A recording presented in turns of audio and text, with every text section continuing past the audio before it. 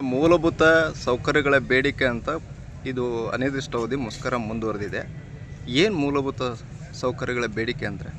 Sir, ನಮ್ಮ ಗ್ರಾಮ ಆಡಳಿತಾಧಿಕಾರಿಗಳಿಗೆ, ಅದರಲ್ಲೂ ಮಹಿಳಾ ಸಿಬ್ಬಂದಿಗಳಿಗೆ ಮೂಲಭೂತ ಸೌಕರ್ಯಗಳಂತಂದ್ರೇ ನಮಗೆ ಸುಸಜ್ಜಿತವಾದ ಕಟ್ಟಡ, ಅದರಲ್ಲೂ ಮೂಲಭೂತ ಸೌಕರ್ಯ ಅಂತ ನಾವು ಹೇಳಬೇಕು ಅಂತಂದರೆ ನಮಗೆ ಶೌಚಾಲಯದ ವ್ಯವಸ್ಥೆ ಇಲ್ಲ ಸರ್. ಹಳ್ಳಿಗಳಲ್ಲಿ ನಾವಿವಾಗ ಯಾವುದೇ ಒಂದು ಹಳ್ಳಿಗೆ ನಾವು ಕರ್ತವ್ಯ ನಿರ್ವಹಿಸಕ್ಕೆ ಹೋಗ್ತೀವಿ, ಅಲ್ಲಿ ಶೌಚಾಲಯ ಇರೋದಿಲ್ಲ, ಫುಲ್ ಡೇ ವರ್ಕ್ ಮಾಡಬೇಕಾಗತ್ತೆ.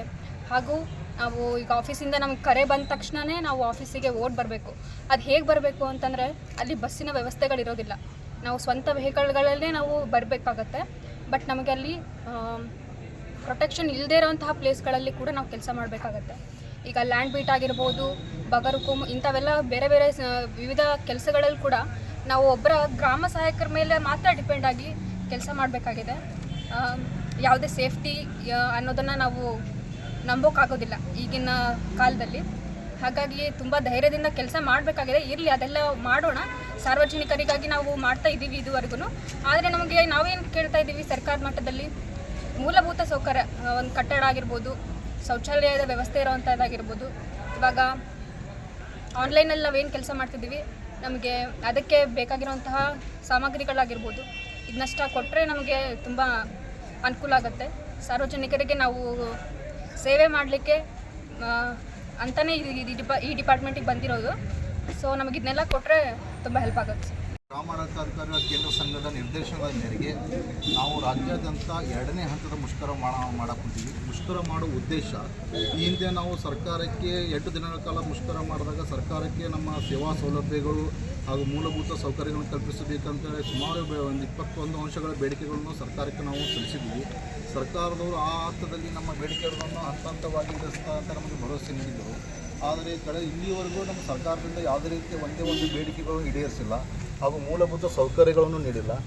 ಇದರಿಂದ ಸಾರ್ವಜನಿಕರಿಗೆ ಉತ್ತಮವಾಗಿ ಸೇವೆ ಸಲ್ಲಿಸಲು ನಮ್ಮ ಗ್ರಾಮಾಡಳಿತಕ್ಕೆ ತೀವ್ರ ತೊಂದರೆ ಆಗುತ್ತಿರುವುದರಿಂದ ಸಾರ್ವಜನಿಕರಿಗೆ ಇನ್ನೂ ಹೆಚ್ಚಿನ ಉತ್ತಮ ಸೇವೆ ಸಲ್ಲಿಸುವ ಉದ್ದೇಶದಿಂದ ನಾವು ಅನಿವಾರ್ಯವಾಗಿ 2ನೇ ಹಂತದ ಮುಷ್ಕರವನ್ನು ರಾಜ್ಯವ್ಯಾಪಿ ಆಯಾ ತಾಲೂಕಾ ತಹಶೀಲ್ದಾರ್ ಕಚೇರಿಯ ಮುಂದೆ ನಮ್ಮ ಹಕ್ಕಿನ ರಜೆ ಹಾಕಿಕೊಂಡು ಮುಷ್ಕರ ಮಾಡುವುದರ ಮೂಲಕ ಸರ್ಕಾರಕ್ಕೆ ನಮ್ಮ ಬೇಡಿಕೆಯನ್ನು ಸಲ್ಲಿಸ್ತಾ ಇದ್ದೇವೆ. ಆದ್ದರಿಂದ ಇದು ಅನಿರ್ದಿಷ್ಟಾವಧಿ ಮುಷ್ಕರ ಆಗಿರೋದು ಸರ್ಕಾರ ಇದುವರೆಗೆ ನಮ್ಗೆ ಯಾವುದೇ ರೀತಿಯ ಬೇಡಿಕೆಗೆ ಇನ್ನೂ ಮಟ್ಟ ಯಾವುದೇ ರೀತಿಯ ಸ್ಪಂದನೆ ನೀಡಿಲ್ಲ. ಆದ್ದರಿಂದ ನಮ್ಮ ರಾಜ್ಯ ಸಂಘದ ನಿರ್ದೇಶನದ ಮೇರೆಗೆ ನಮ್ಮ ಮುಷ್ಕರ ಇದೇ ರೀತಿ ಮುಂದುವರಿತಾ ಹೋಗುತ್ತದೆ. ಈಗ ಮುಷ್ಕರ ಬೇಡಿಕೆ ಈಡೇರಿಸ್ತಿದ್ರೆ ಏನು ಮಾಡ್ತೀರಾ? ಬೇಡಿಕೆ ಈಡೇರಿಸ್ತಿದ್ರೆ ನಾವು ಅನಿರ್ದಿಷ್ಟಾವಧಿ ಮುಷ್ಕರವನ್ನು ಇದೇ ರೀತಿ ನಾವು ಕಂಟಿನ್ಯೂ ಮಾಡ್ತೀವಿ. ನಮ್ಮ ಗಳಿಕೆ ಹಕ್ಕಿನ ರಜೆಯನ್ನು ಹಾಕಿ ನಾವು ಮುಷ್ಕರ ಮಾಡೋಂತೀವಿ. ಅದನ್ನು ಮುಷ್ಕರ ನಾವು ಯಥಾಸ್ಥಿತಿಯಾಗಿ ನಾವು ಮುಂದುವರಿಸ್ಕೊಂಡು ಹೋಗ್ತೀವಿ. ಇದು ಈಗ ಮೌನವಾಗಿ ಮುಷ್ಕರ ಇರುತ್ತೋ ಅಥವಾ ಉಗ್ರಪ ಸ್ವರೂಪ ಏನಾದರೂ ಪಡೆಯುತ್ತೋ? ಇದು ನಾವು ಸರ್ಕಾರಿ ನೌಕರರಾಗಿದ್ದ ಕಾನೂನು ಚೌಕಟ್ಟಿನಲ್ಲಿ ಕಾನೂನುಬದ್ಧವಾಗಿ ನಾವು ಮುಷ್ಕರ ಮಾಡ್ತೀವಿ. ಇದು ಯಾವುದೇ ರೀತಿಯ ನಾವು ಕಾನೂನು ವಿರೋಧವಾಗಿ, ಸಂವಿಧಾನ ವಿರೋಧವಾಗಿ ಯಾವುದೇ ಮುಷ್ಕರ ಮಾಡೋದಿಲ್ಲ. ಕಾನೂನು ಪರಿಧಿಯಲ್ಲಿ ನಾವು ಮುಷ್ಕರನ್ನು ಮಾಡ್ತೀವಿ.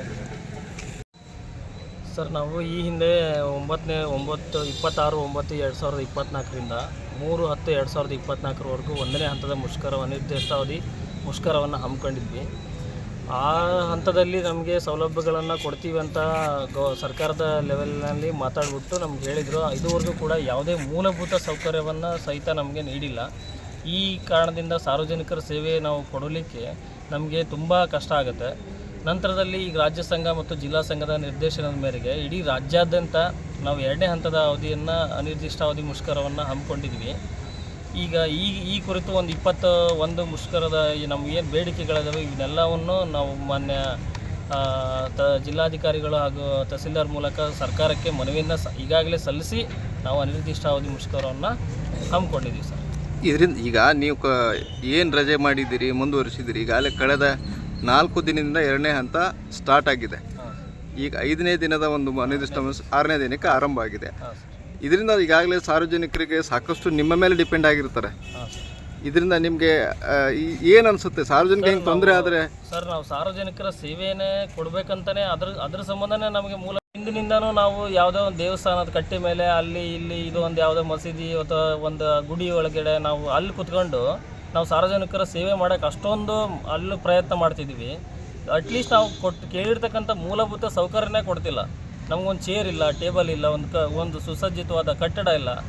ಇಲ್ಲಿ ಮಹಿಳಾ ಸಿಬ್ಬಂದಿಗಳಂತೂ ಹೇಳಬಾರ್ದು, ಅದು ಆ ಥರ ಆಗಿದೆ. ಮತ್ತು ಇನ್ನು ಈ ಎಲ್ಲ ಮನವಿಗಳನ್ನು ನಾವು ಸರ್ಕಾರಕ್ಕೆ ಕೊಟ್ಟಿದ್ದೀವಿ. ನಾವು ಇನ್ನು ಸಾರ್ವಜನಿಕರಿಗೆ ಹೇಗೆ ಸೌಲಭ್ಯ ಇನ್ನೂ ನಿಯತ್ತಾಗಿ ಇನ್ನೂ ಒಂದು ಸೂಕ್ತವಾದಂಥ ಸೇವೆ ಒದಗಿಸೋಕ್ಕೆ ನಮ್ಗೆ ಯಾವುದೇ ರೀತಿಯ ಮೂಲಭೂತ ಸೌಕರ್ಯಗಳಿಲ್ಲ ಸರ್. ನಿಮ್ಮ ಹೆಸರು? ಹೊನ್ನಪ್ಪ BM, ಗ್ರಾಮ ಆಡಳಿತಾಧಿಕಾರಿಗಳ ಹಾವೇರಿ ತಾಲೂಕು ಸಂಘದ ಅಧ್ಯಕ್ಷ.